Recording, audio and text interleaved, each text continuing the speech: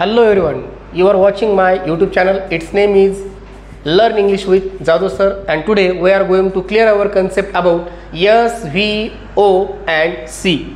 The concept is S,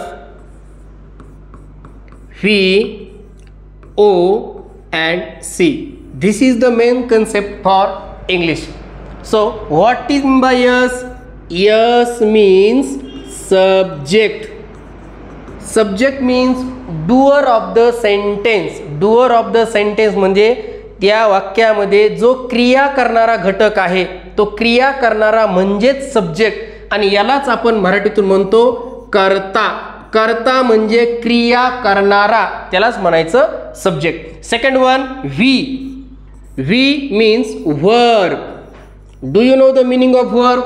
Verb it means action word.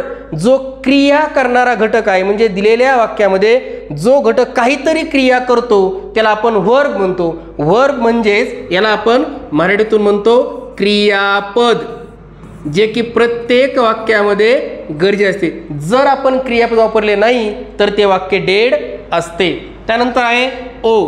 O means object.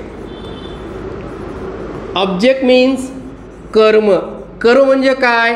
ज्याच्यावर क्रिया केली जाते तो घटक, त्याला म्हणतो आपण कर्म. आणि शेवटचा जो घटक आहे आपला सी. सी म्हणजे कोणता घटक आहे? कॉम्प्लिमेंट. आता कॉम्प्लिमेंट म्हणजे काय? Excess words in the sentence. वाक्यामध्ये यस, व्ही, ओ सोडता आलेला जो भाग आहे तो म्हणजे असतो सी. सी म्हणजे कॉम्प्लिमेंट. कॉम्प्लिमेंट म्हणजे पूरक घटक.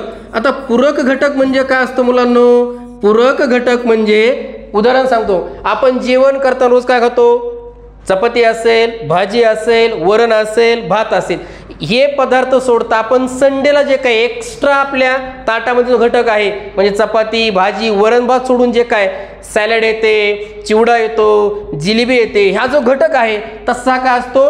पूरक घटक आहे. म्हणून एस, व्ही, ओ, सी हा प्रत्येक वाक्यामध्ये आलेला घटक असतो. जर व्हिडिओ आवडला असेल तर लाईक करा, सबस्क्राईब करा.